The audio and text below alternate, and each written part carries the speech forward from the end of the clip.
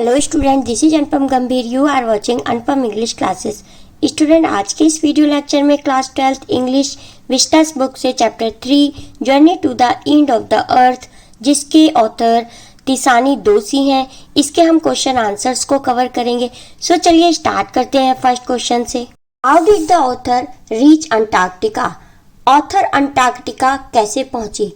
Student, इस chapter में हमारी ऑथर तिसानी दोषी मद्रास अपने बर्थ प्लेस से, इंडिया में मद्रास अपने बर्थ प्लेस से अंटार्कटिका के टूर पर, अंटार्कटिका जाती हैं टूर पर अपने कुछ फ्रेंड्स के साथ। 52 लोग हैं, 52 स्टूडेंट्स हैं जिनके साथ वे अंटार्कटिका गए हैं। तो इस क्वेश्चन में पूछा गया है कि वे अंटार्कटिका कैसे पहुंची। The author travel to Antarctica on a Russian research vessel academic Skolskaya. She traveled over 100 hours in combination of car, aeroplane and a ship. तो जो हमारी ऑथर है वे अंटार्कटिका एक रशियन रिसर्च वेसल का मतलब होता है शिप, और इस शिप का नाम है Akademik Shokalskiy. She travelled over 100 hours in combination of car. तो इसमें इस यात्रा में उन्होंने 100 hours बिताए, जिसको उन्होंने कवर किया कार, एरोप्लेन और शिप के कॉम्बिनेशन से उन्होंने 100 hours कवर किए अंटार्कटिका पहुंचने में। She cross 9 time zones, 6 check points, 3 water bodies and many ecosphere. उन्होंने 9 टाइम जोन क्रॉस किए, 6 चेक पॉइंट जहाँ पे उनके चेकिंग वगैरह की गई, और 3 वाटर बॉडीज बड़े बड़े ओशियंस को क्रॉस करे, और मैनी इकोस्फीयर क्रॉस किए। That she reach Antarctica. इस प्रकार से वे अंटार्कटिका पहुंची। Next question is how do zoological phenomena help us to know about the human kind? के बिहेवियर को समझने के लिए जूलॉजिकल फिनोमिना हमें किस प्रकार से हेल्प करते हैं। Zoological land carry fossil as imprints to history. जो जियोलॉजिकल फिनोमिना होती है, लैंड होती है, वो हमें हिस्ट्री को जानने में, छाप छोड़ने में, हिस्ट्री की छाप छोड़ जाती है, जिस वजह से हमें उसको जानने में हेल्प मिलती है। This fossils provide information about evolution. अब इसकी प्रोसेस को, इसकी इंफॉर्मेशन हमें किससे मिलती है? जियोलॉजिकल लैंड से मिलती है। With the help of modern technology scientist determine the age of fossil. और मॉडर्न टेक्नोलॉजी के थ्रू जो हमारे वैज्ञानिक हैं वो इस फॉसिल्स को डिटरमाइन कर लेते हैं, इस एज का पता लगा लेते हैं कि ये लैंड किस समय की है। In this way we can say zoological phenomena help us to know about the history of the mankind. तो इस प्रकार से हम मैनकाइंड की हिस्ट्री को जूलॉजिकल फिनोमिना के थ्रू पता लगा सकते हैं, जान सकते हैं। Now next question is what are the indications for the future of human kind? मनुष्य का फ्यूचर कैसा होगा, इसके लिए हमें क्या इंडिकेशंस प्राप्त होते हैं? If the pollution keeps on increasing in the same way as it is increasing today. यदि जिस प्रकार से आजकल पॉल्यूशन बढ़ता जा रहा है, इसी प्रकार से पॉल्यूशन बढ़ता ही रहा, future of human kind is in danger. तो ये जो हमारा मानव का जो फ्यूचर है मनुष्यों का, वो खतरे में पड़ सकता है। Due to increasing pollution, carbon dioxide and other poisonous gases are depleting ozone layer. As a result ultraviolet rays of the sun come on earth. तो ये जो हमारी अर्थ को प्रोटेक्ट करके रखा हुआ है, किसने प्रोटेक्ट करके रखा हुआ है हमारी अर्थ को? ओजोन लेयर ने। अगर ये कार्बन डाइऑक्साइड इसी प्रकार से बढ़ती रही तो अल्ट्रावायलेट जो रेज है वो सन की निकलकर हमारे अर्थ पर आ जाएंगी और ओजोन लेयर डिप्लीट हो जाएगी, यानी कि ओजोन लेयर पे खतरा आ जाएगा। क्यों? अगर पॉल्यूशन बढ़ता रहा तो अल्ट्रावायलेट रेज अर्थ पे आएंगी। This leads to the global warming, और इसकी वजह से ग्लोबल वार्मिंग हो जाएगी। Next question is the world zoological history is trapped in Antarctica. How is the study of this region useful to us? Antarctica ने world की history को tap किया हुआ है, तो कैसे हम अंटार्कटिका पर जाकर हम इस हिस्ट्री का, अपने वर्ल्ड की हिस्ट्री का पता लगा सकते हैं। Antarctica was once a part of the super continent known as Gondwana land. Student, अब जैसा कि हम अपने ग्लोब में देख सकते हैं कि जो अंटार्कटिका है वो सबसे नीचे साउथ पर है, और जो इंडिया है वो थोड़ा ऊपर है। लेकिन पहले क्या था, 650 मिलियन ईयर्स अगो जो हमारा इंडिया है या साउथ अमेरिका है वो सब एक ही पार्ट था। ये उस लैंड का नाम था गोंडवाना लैंड। तो ये कहाँ पर था, जहाँ पर इस समय अंटार्कटिका है, ये लैंड वहीं थी। लेकिन धीरे धीरे ट्रैप होती गई, ये प्लेस ट्रैप होके जो हमारा इंडिया है वो नॉर्थ की तरफ जाता गया, और ऐसे ही जो साउथ अमेरिका है वो भी नॉर्थ अमेरिका के तरफ चला गया और उसके साथ जाके कनेक्ट हो गया। तो इस प्रकार से वो जो गोंडवाना लैंड थी वो अलग अलग पार्ट्स में बट गई और वहाँ केवल अंटार्कटिका रह गया, तो जो कि अब इस समय बहुत कोल्डेस्ट प्लेस है और गोंडवाना लैंड के नाम से बहुत पहले वो जाना जाता था। It later got separated from India and drifted south to create the present continent. लेकिन आज जो ये कॉन्टिनेंट है वो बिल्कुल अलग बन गया है, जबकि पहले ये सारे कॉन्टिनेंट एक ही साथ थे, क्योंकि इंडिया जो है वो एशिया में चला गया। तो ये सारे जो कॉन्टिनेंट है वो सेपरेट होते गए। The climate of this land change from warm to extremely cold. और जब ये कॉन्टिनेंट अलग हुए तो जो अंटार्कटिका का क्लाइमेट है वो बहुत ही ज़्यादा कोल्ड हो गया। It has carries a lot of history with itself. इस प्रकार इसमें बहुत सारी हिस्ट्री छिपी हुई है, क्योंकि पहले वो गोंडवाना लैंड थी और जबकि अब वो एक सेपरेट कॉन्टिनेंट अंटार्कटिका बन चुका है। And can be useful for archaeological purpose too. और इसीलिए वो आर्कोलॉजिकल पर्पस के लिए भी बहुत ही महत्वपूर्ण है Antarctica. That's why the study of this region useful to us. इस प्रकार इसकी स्टडी करना, किसकी, अंटार्कटिका की स्टडी करना हमारे लिए बहुत महत्वपूर्ण होगा। Question is what are Geoff Green's reason for including high school students in the student on ice expedition. ये स्टूडेंट ऑन आइस एक प्रोग्राम है जिसके थ्रू हमारी जो ऑथर है तिसानी दोषी वो एक प्रोग्राम में अंटार्कटिका गई हैं, जिनके साथ 52 स्टूडेंट्स और भी गए हैं। और ये जियोफ ग्रीन जो हैं वो इनके हेड हैं जो इस प्रोग्राम को ऑर्गेनाइज करते हैं। तो वे जो जियोफ ग्रीन हैं वे केवल स्कूल हाई स्कूल स्टूडेंट्स को ही क्यों लेके जाते हैं इस प्रोग्राम में और सबको क्यों नहीं। तो Geoff Green took high school students to one in the world to provide them the opportunity to develop the respect and understanding for the earth. Geoff green केवल हाई स्कूल के स्टूडेंट्स को ही world के इन पर यानी कि Antarctica पर लेके जाते हैं, जिससे कि उनको बच्चों को अपॉर्चुनिटी मिले और वो समझ सके अपनी अर्थ को कि पहले अर्थ कैसे थी और अब उन्हें किस प्रकार के साथ अर्थ के साथ रिएक्ट करना होगा।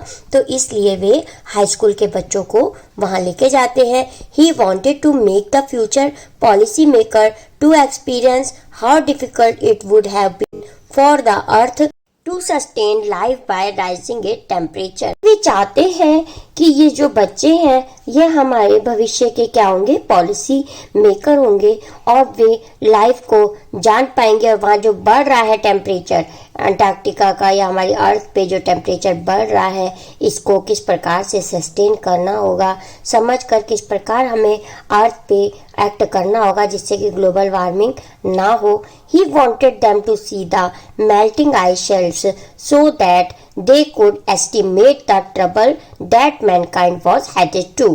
और वे इसलिए भी उन बच्चों को लेके जाते हैं जिससे कि वो जो आइस है, शील्ड्स हैं, आइस की जो शेल्फ्स हैं अंटार्कटिका में वो मेल्ट हो के गिर रही हैं और ताकि वो इसको एस्टिमेट कर सकें, समझ सकें इस समस्या को और हमारी जो मैनकाइंड को वो हेड कर सकें, आगे बढ़ा सकें, यानी कि ग्लोबल वार्मिंग से अपनी अर्थ को रोक सकें रिसर्च करने के थ्रू। इस प्रकार वे आइस प्रोग्राम में, स्टूडेंट ऑन आइस प्रोग्राम में केवल हाई स्कूल के बच्चों को ले जाना चाहते हैं।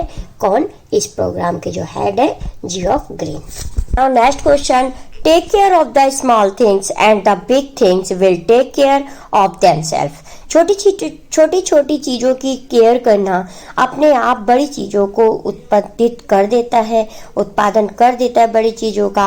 What is the relevance of the statement in the context of the Antarctica environment. तो अंटार्कटिका एनवायरनमेंट के बारे में ऐसा क्यों कॉन्टेक्स्ट में कहा गया है, हमारे चैप्टर में क्यों ये फ्रेज दी गई है कि अगर छोटी छोटी चीज़ों की केयर की जाए तो बड़ी अपने आप उत्पादित हो जाती हैं। Now answer, this statement has great importance in the context of Antarctic environment. Antarctic environment में इस कॉन्टेक्स्ट का बहुत ही ये स्टेटमेंट का बहुत ही महत्व है। A small change in environment can give a rise to drastic development, कि अगर हम छोटा सा चेंज करते जाएं एनवायरनमेंट में, थोड़े थोड़े से चेंज करते जाएं, तो बड़ा चेंज अपने आप ही डेवलप करेगा। Antarctica has a small biodiversity. The example of small grass called phytoplankton can be studied in this context. Antarctica की बायोडाइवर्सिटी में ये जो एक प्लांट है जिसका नाम है फाइटोप्लैंक्टन, ये एक बहुत छोटा सा प्लांट है। तो इस स्टेटमेंट को ये प्लांट कैसे ट्रू करता है, मतलब इसके द्वारा बताया जाता है। क्यों? क्योंकि ये जो प्लांट है बहुत ही छोटा, एक पतली सी छोटी सी घास होती है जो कि वहाँ के एनवायरनमेंट में से कार्बन डाइऑक्साइड को ऑब्जर्व कर लेता है फोटोसिंथेसिस के थ्रू अपना फूड बनाने के लिए, जिससे वहाँ पर कार्बन नहीं फैलता और वहाँ पे जो ग्लोबल वार्मिंग नहीं हो रही और वहाँ का टेम्परेचर वार्म नहीं हो रहा अंटार्कटिका का। तो ये छोटा सा प्लांट फाइटोप्लैंक्टन किस प्रकार से हेल्प करता है, तो इस स्टेटमेंट को ये ट्रू सिद्ध करता है। यानी कि इस स्टेटमेंट का एग्जाम्पल हम ले सकते हैं फाइटोप्लैंक्टन एक प्लांट से जो कि अंटार्कटिका में है।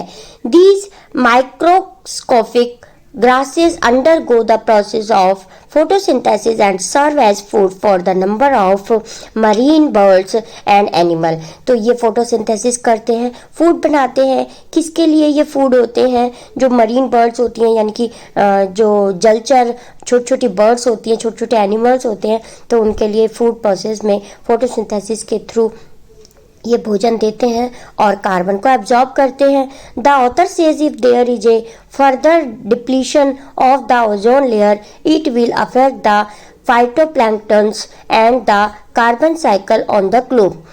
ऑथर कहती हैं हमारी कि अगर इसी प्रकार से ओजोन लेयर का डिप्लीशन होता है, यानी कि ग्लोबल वार्मिंग होती है और ओजोन लेयर जो हमारी अर्थ को प्रोटेक्ट करके रखा है जिस लेयर ने, उसका डिप्लीशन होता है, तो ये बहुत ही बड़ा कारण होगा कार्बन फैलने का और ये फाइटोप्लैंक्टन के डिजॉल्व का, यानी कि इनके भी डिप्लीशन का कारण होगा global warming. So if take care that process carried over by these small grasses are carried out properly, the bigger animal and the birds will fall into the place on their own. तो इसी प्रकार हमारी author कहती हैं कि यदि हम इन छोटी छोटी ग्रास का टेक केयर करें तो वो जो बड़ा चेंजेस है, यानी कि जो ग्लोबल वार्मिंग आने वाली है या हो सकती है हमारी अर्थ पर, तो वो ना होगी और वो हमारे बर्ड्स को, एनिमल्स को प्रोटेक्ट करके रखेंगे। तो इस प्रकार हम कह सकते हैं कि अगर हम छोटी छोटी चीज़ों की टेक केयर करते हैं तो बड़ा अपने आप प्रोड्यूस हो जाता है। Now last question is, why is Antarctica the place to go to understand the earth's present, past and future. Antarctica को ऐसा प्लेस क्यों कहा गया है कि अगर हमें अर्थ की प्रेजेंट, पास्ट और फ्यूचर को समझना होगा तो अंटार्कटिका जाना होगा। ऐसा क्यों? Antarctica gives us an idea how the Earth would have been like millions years ago and how it got divided into various Earth masses।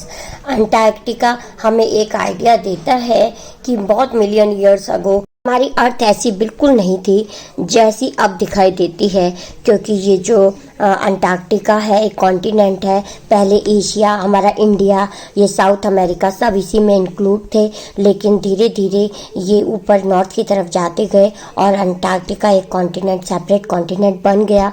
The melting and the colliding ice masses also gives an insight into how our future is going to be. और Antarctica जाकर हमें ये भी पता चलता है कि ये जो मेल्ट हो रही है, वहाँ की आइस शील्ड मेल्ट हो के नीचे गिर रही है, तो इससे हमारा फ्यूचर कैसा होगा हम वहाँ जाके आइडिया लगा सकते हैं। If we continue with the interference in the working of the nature, तो इसके थ्रू हम हमारे नेचर में क्या परिवर्तन होंगे और नेचर कैसी चेंजेज होती जाएगी कंटिन्यूसली, तो इसका भी पता लग जाएगा, यानी कि फ्यूचर का भी पता लग जाएगा। Antarctica holds into the the depth of its ice, 500,000 years old carbon records which are helpful in understanding the past, present and future of the earth। और प्रेजेंट का तो हम वहाँ पर देख के पता लगा ही लेंगे। तो इसीलिए अंटार्कटिका एक ऐसी जगह है जो इस बहुत मिलियन ईयर्स ओल्ड के जो वहाँ कार्बन है उसको रिकॉर्ड कर रखा है। तो इसलिए अंटार्कटिका एक ऐसा प्लेस है जहाँ पर प्रेजेंट पास्ट और फ्यूचर का हम अर्थ के प्रेजेंट पास्ट और फ्यूचर का पता लगा सकते हैं। Therefore Antarctica is the place which reveals our past, shows our present and visualises our future, जो कि हमारे प्रेजेंट, पास्ट और फ्यूचर को विजुअलाइज कर सकता है। इसीलिए अंटार्कटिका को ऐसा प्लेस कहा गया है। इसी के साथ स्टूडेंट ये वीडियो लेक्चर कंप्लीट करते हैं। I hope this video lecture is very helpful to you.